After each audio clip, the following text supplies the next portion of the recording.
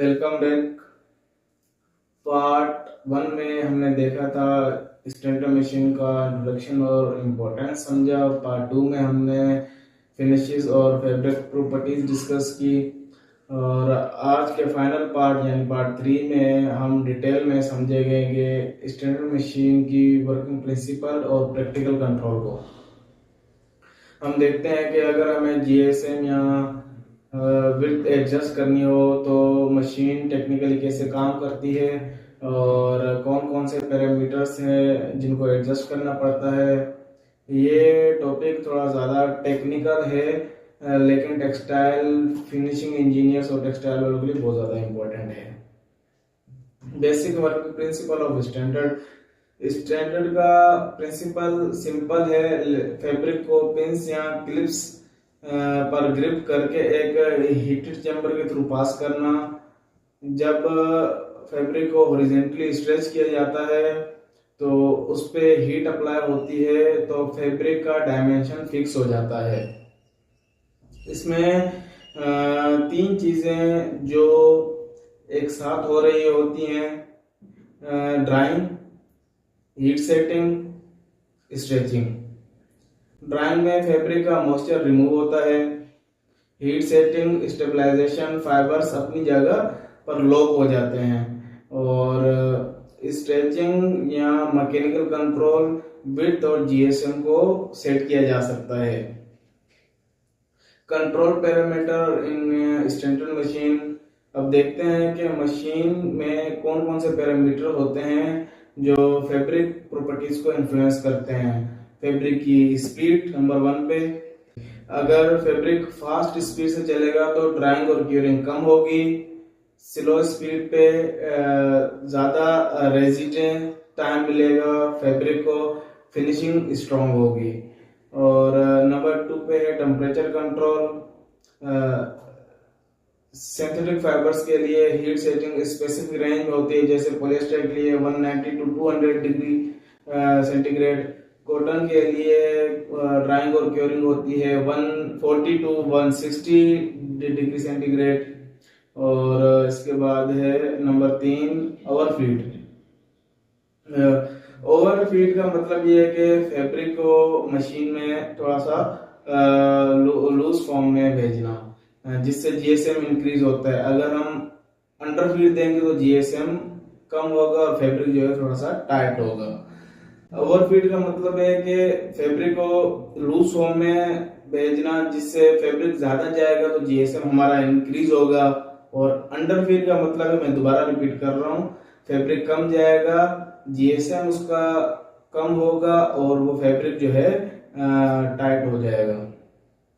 और नंबर चार पे आता है चेन विड्थ सेटिंग। क्लिप्स या पिन का डिस्टेंस जो है वो डिसाइड करेगा कि फैब्रिक की फाइनल विड्थ क्या होगी। अगर ज्यादा स्ट्रेच करेंगे तो फैब्रिक की विड्थ ज्यादा विड्थ इंक्रीज होगी और जीएसएम कम होगा। और कम स्ट्रेच करेंगे तो विड्थ नैरो होगी और जीएसएम जो है ज्यादा हो जाएगा। फैब्रिक का एंटी मॉइस्चर और चेंबर ड्राइंग बैलेंस जीएसएम और हैंड फील दोनों को इफेक्ट करता है। For example GSM control in stenter. चलिए एक प्रैक्टिकल एग्जांपल देखते हैं। अगर आपको जीएसएम बढ़ाना है तो आपको ओवरफीड इंक्रीज करना होगा, विथ सेटिंग को थोड़ा कम रखना होगा ताकि फैब्रिक ज्यादा स्ट्रेच ना हो। रिजल्ट ये आएगा कि फैब्रिक कॉम्पैक्ट हो जाएगा और जीएसएम इंक्रीज हो जाएगा। अगर आपने जीएसएम कम करना है तो ओवरफीड को कम या जीरो करना होगा, विथ सेटिंग को थोड़ा सा ज्यादा करना होगा ताकि फैब्रिक स्ट्रेच हो। और फैब्रिक जब स्ट्रेच होगा तो वेट उसका स्प्रेड होगा तो जीएसएम कम हो जाएगा। इस तरह हम अगर एग्जांपल देखेंगे with control in standard.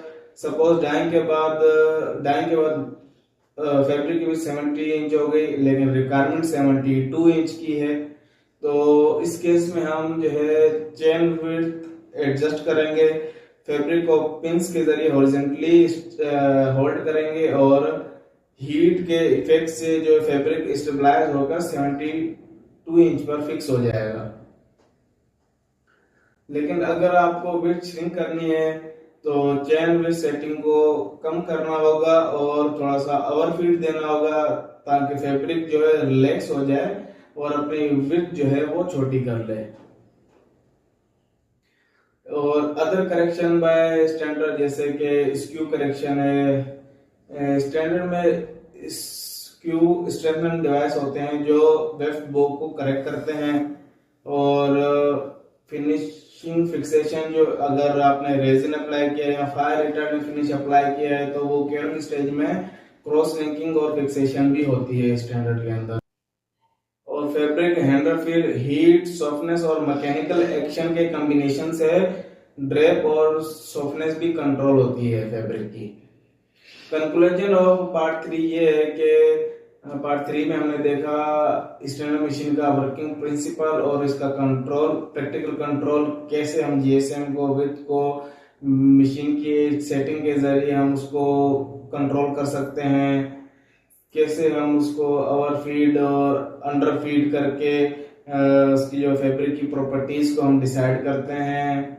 Standard machine एक all in one finishing tool है जो फैब्रिक को नॉट ओनली ड्राई के लिए यूज किया जाता है, ये फैब्रिक को सेट करता है, उसको मार्केट रेडी बनाता है with desire properties. In 3 part series में हमने स्टैंडर्ड मशीन का कंप्लीट ओवरव्यू देखा from introduction to finishes to technical working. उम्मीद है कि ये नॉलेज आपको यूजफुल लगी होगी। अगर आपको ये सीरीज पसंद आई है तो अपना फीडबैक लाजमी दें और चैनल पे अगर आए हैं तो लाजमी सब्सक्राइब करें। ये आप टेक्सटाइल वालों के लिए है और मिलते हैं फिर नेक्स्ट किसी इंपॉर्टेंट टॉपिक में। तब तक के लिए अल्लाह हाफ़िज़।